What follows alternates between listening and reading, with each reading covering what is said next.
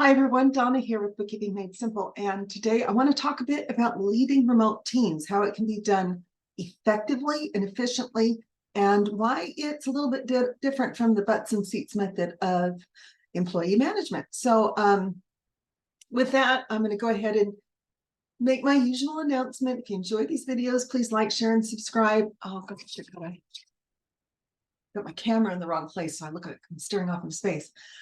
Please like, share, and subscribe. And if you have anything you would like me to cover in an upcoming video, any particular topics you'd like me to discuss, feel free to drop them in the comments below. Any questions you have for me, I do try to keep these to bookkeeping, accounting, and business related topics, but I'm happy to address just about anything except for partisan politics. I try really hard not to put that on my channel right now. And the reason for that is I don't want to, I just don't want to alienate anyone because I may have a different viewpoint than they do. And it doesn't seem like the idea of actually debating to learn something or having a thoughtful discussion in order to learn something, it seems like that's a lost art. So I'm just not going to go there. Anyway, managing remote teams. Now, this is a lot harder than the old butts and seats method.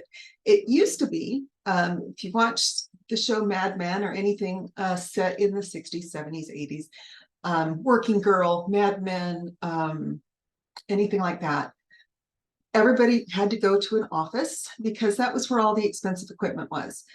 We just didn't have the technology at the time to be able to easily, and everything was paper. So you had to go to where the paperwork was. You had to have a place to store it. If you are under about 30, you may not even realize all this. But you had to go to a physical office. That's where your paperwork was. That's where your resources were. That's where your technology was. I still get tickled watching season 1, episode 1 of Mad Men, the very opening episode where they pull the cover off of an IBM Selectric typewriter. And Joan says, yes, we have all the latest technology. And now I'm like, I have 3 computers in my office, in my home, that I have more computing power on my phone than I do than we did back then when we had to do everything by hand. But back in the day, yeah, we had to have all the paperwork, had to be stored in a filing cabinet, which meant that you had to go to where the paperwork was. And it made sense at the time to go to an office. It was a little easier to see who was being protective or not, although I do know a lot of people that mastered the art of looking productive when they weren't doing anything. But the boss could pretty much walk down the aisles and see if work was being done. Today, things are much different in that space. Things are a lot different.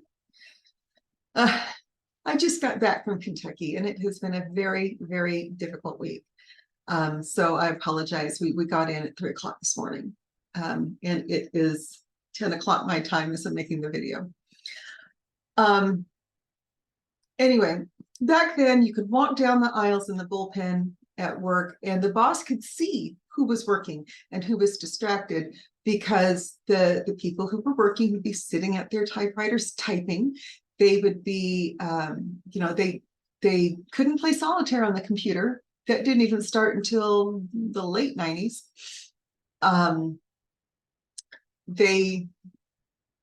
You could tell they were working. Now, whether they were doing it right or not was a different thing, but you could at least tell that they were working. Today, you can have someone sitting at a computer looking busy and doing absolutely nothing at all. And for that reason, learning how to manage remote teams, even if you don't have a remote team, is going to be helpful to you.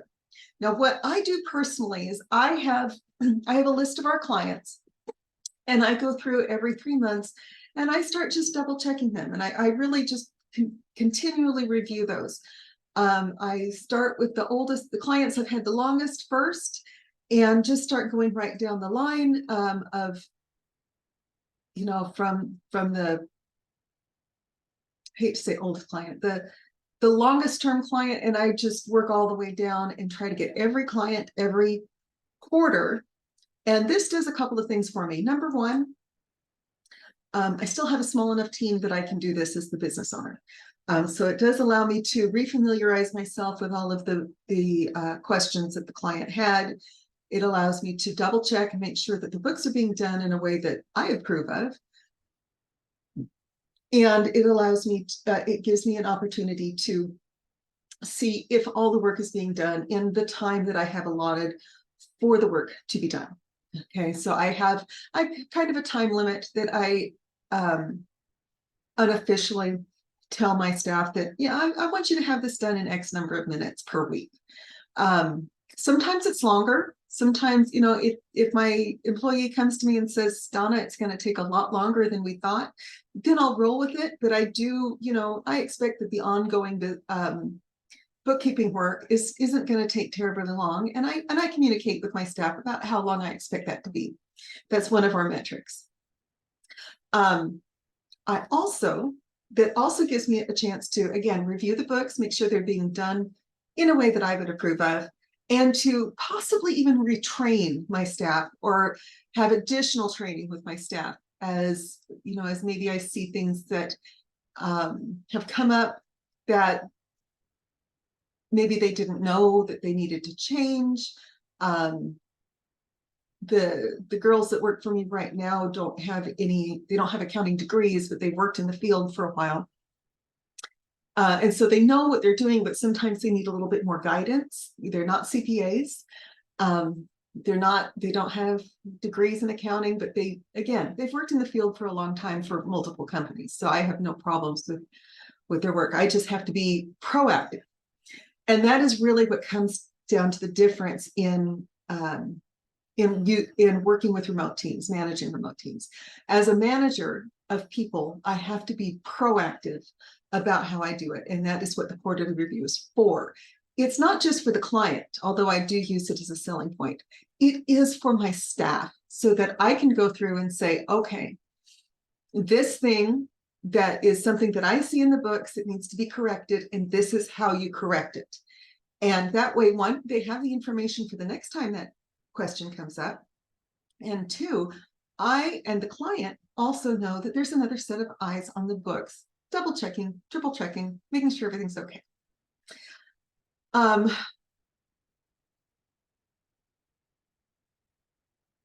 So that's really what it comes down to. As a manager of a remote team, you have to be proactive. And the way I prefer to do this is not to be nitpicky, and I really passionately hate micromanaging, because what that says to anybody, whether it's a intimate relationship, a business relationship, a personal relationship of any kind, if you're trying to micromanage how they do things, what that says is you don't trust them, and it says you don't trust them. And it really kind of says that you think they're stupid. I don't think that of any of my staff or clients, so I prefer to be proactive, retrain or have additional training on issues that I see coming up. Sometimes it's a one-off thing. Sometimes it's a complicated situation. We're cleaning up balance sheets on a few clients that are very difficult to unravel. To be honest, it takes some work and some thought and some scratch paper and a few Excel spreadsheets and just trying to unravel what was the previous accounting company trying to do that didn't work. Anyway, it gives me an opportunity to see where my team needs training. It also gives me an opportunity to communicate with my clients. And it does give me a chance to just look and see what still needs to be done. Again, it has to be proactive. I cannot be reactive to just about anything. I have to be proactive and have a plan because I have ADHD and because I am kind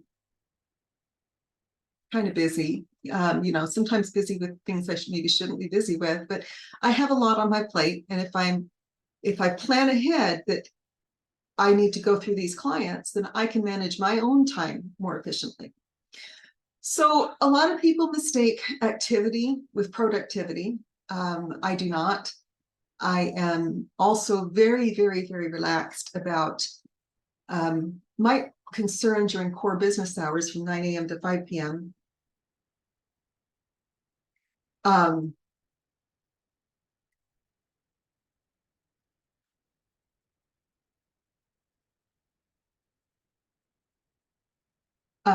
My concern there is to make sure the phone gets answered and client questions get responded to. But if that doesn't quite fit my employee's schedule, then I'm not too worried about it. I don't have to see that they're online to know that the work's getting done if I'm actually reviewing the work, not the hours. And again, there are some KPIs that I look at, there are some things that I measure, but I'm really looking at is the quality of work appropriate. And that's how I manage my own remote teams. So I'm going to keep it really short today. Again, if you have anything in particular you would like me to cover in any of these videos, please comment and let me know. I do read the comments and I love to hear from my viewers. So that's going to be it for today, and I'll talk to you tomorrow.